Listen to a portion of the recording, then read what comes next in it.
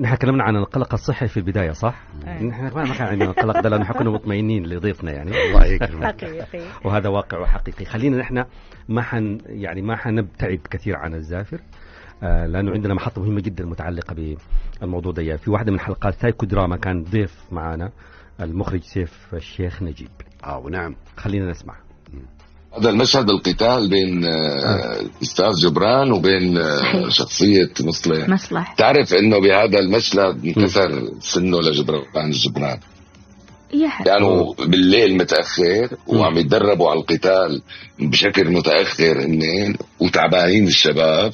في لحظة من اللحظات في حركة بدل ما جبران يرجع لورا قرب لقدام، قام اجت الضربة على سنه، قام انكسر سنه باللوكيشن الساعة 1 بالليل.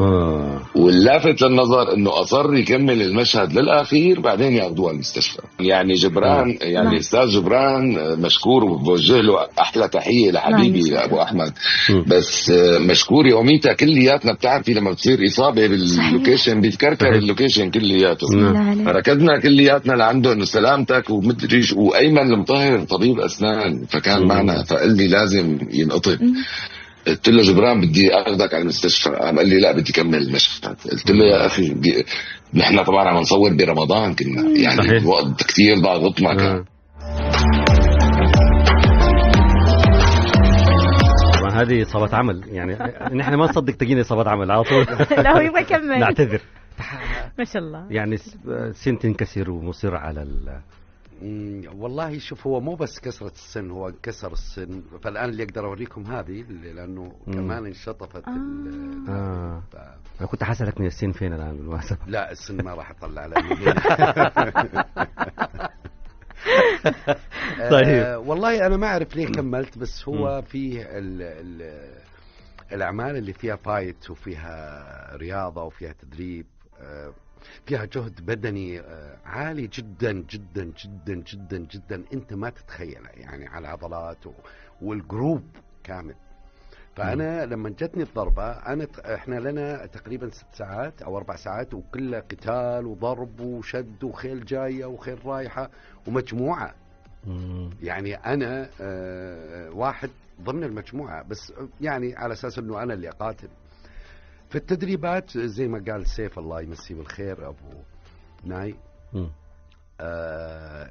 هي بالعدد الفايت. احنا نتدربه كممثل، انت بتتدربه 1 2 3 4 5 إلى 20 إلى 10 حسب ما هو مطلوب في السيكونس اللي موجود. أنا ما أعرف إنه أيمن مش أيمن غامدي، ممثل الله يمسيه بالخير رائع، بدر الغامدي ضربني. فأنا ما حسيت يعني طاع وعيت، أغمي علي في نفس اللحظة.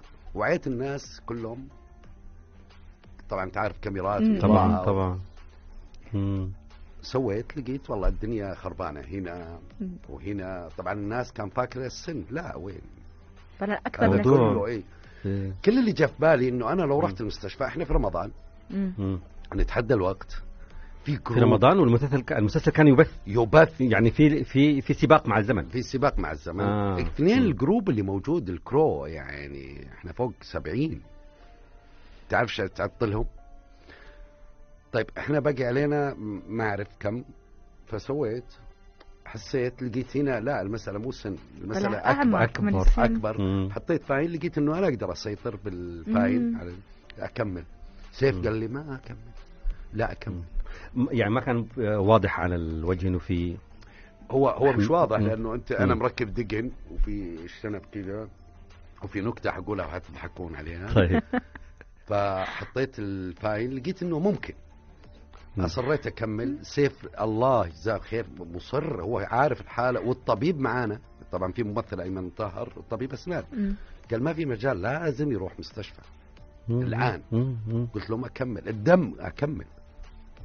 كملنا المشاهد كاملة الحمد لله رب العالمين. طبعا آخر شيء كت انتهى المشهد أغمي علي، أنا ما كنت أدري لأنه الدم راح الدنيا. فشالوني السيارة وكان أيمن مطهر معايا فبعمل كذا في هواء بيدخل. واللي بضحكهم قلت له أيمن، قال لي قلت له أنا فيني تنسين. طلع هنا في من تحت الشعر في خرم في الشفة على داخل. ايه لاني اسكر فمي يدخل برد من وين؟ فقاعدين يضحكون يقولون ما ندري نتعاطف ولا نضحك، كيف فيني تنسيم؟ قلت له صدق انا قاعد يدخل هوا يا شباب، في تنسيم وين؟ طلعت صادق سبحان الله، المرأة طبيب نفسه. طب أنا عندي سؤال، اللي رفض إنه يروح المستشفى جبران ولا يحيى؟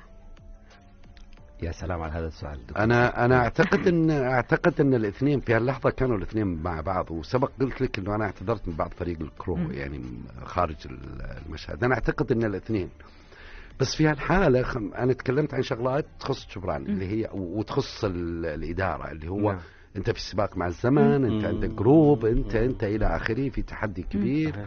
اثنين، انا ارجع واقول هيئه الاذاعه والتلفزيون لهم فضل، والوزير حط يعني عارف لما احد يراهن عليك تحملك مسؤوليه زياده كجبران. الان خلي يحيى، بينما شخصيه يحيى هي في هالنقطه متقاربه يعني، وبالتالي انت يمكن حتى يعني تجعل الالم يعني وتستحمل حتى انك انت تنجز المهمه دي. انا ثاني يوم نزلت تصوير على فكره، وفي مشهد لو شفتوه يعني فكرت كان واضح، كنت احط ثلج تصدق ما كان باين يعني. لا في مشهد اللي حط الرمل على وجهي يا ابو علي الله يذكره بالخير الزهراني الممثل، لما يقول لي ما تغسل وجهك لين تجيب فلوسي. هذا كان ثاني يوم الإصابة، كانت واضحة، بس هو مشهد دقيقة يمكن مو مبين. يعني أنا أريحك إنه لا ما كان أنا من المشاهد، أنا ما أتكلم الآن كأخصائية علاج نفسي، أتكلم كمشاهدة. أنا شفت الزافر ما كان باين. أنت الآن خلتني أرجع أشيك وحأرجع أقول لك ما كان باين. أنت يمكن لأنك حافظ صورة وجهك دائما، كنت رائع. وطبعا لأنه ونحن بنشاهد العمل بنتخيل إنه بالمناسبة عملية الضرب دي والعراق اللي بيحصل ده يعني أغلبه غير حقيقي يعني، لكن لا أحيانا بتحصل أحيانا، حتى أحيانا جاله شق بوجهه يعني لا لا والله وسعيد حنش بعد جاله ضربة. لا هو مع إنه الممثل بيكون مدرب زي ما أنت ذكرت في التدريب. بس خلي أقول شيء وصادق يعني، خليني أقول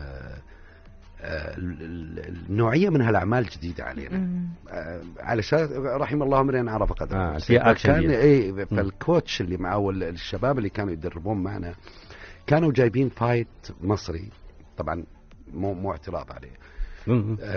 يا جماعة حتى لما تبغى ترجع للسعودية الفايت اللي عندنا يختلف يعني. مضارباتنا ترى عرفت اللي ماسك ومطامر، ما هذه ومن تحت ما في.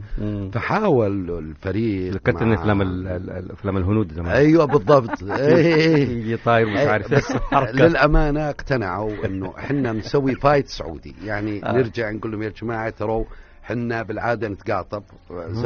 زمان في التاريخ والحقبه الزمنيه يعني كانوا يقولون نتعارك يعني. فهي مسكت ايادي اكثر من البوكس جديد علينا، والعنف هذا مو موجود. وده مره له عقال. ايه والعقال بس كان الحقبه ما في عقال. الشماغ اللي انت فيه. إيه فسويناها والحمد لله نجحنا الى حد ما، مع انه هذا شيء مو مؤسس في الدراما السعوديه يعني. مو مؤسس. وجت اعمال سعوديه لانه لو كان عراق حقيقي تحسه، بس مو حقيقي يعني. خلينا نتكلم صراحه، بس تجي غلطات يعني. سعيد حنش كان يبغى يسافر، كان شهر العسل وصار اللي هو مقتل عايض. فأذكر هو علمني الكوتش تكنيك حلو. أنا نحيف وسعيد بسم الله ما شاء الله 100 وشوية، متين وطويل. فقاعد أقول له يا كوكشا يعني شلون؟ قال لي شوف المتين إذا رفعته حرك جسمك. قلت له ايوه. قال لي هو اصلا لانه جسمه ثقيل. فانا تعلمت تكنيك انا ما اعرف قالوا لسعيد ولا لا، فانا صرت اسوي فيه دوب طيح. فجيت بالعصا بضرب، هو يفترض انه العصا فيك يعني مو حقيقيه، بس ايضا توجع يعني طبعا. فهو يفترض لما اضربه يطيح طيحه قويه، فالضربه مو جايه صح. يا جماعة أنت جبران احنا قلت له سعيد توجع خليك سنك مع العصا. قال لا هو يبغى يخلص، يبغى يروح شهر العسل. وطيحة جامدة. سوي قلت له أنصحك يا سعيد تأجل شهر العسل.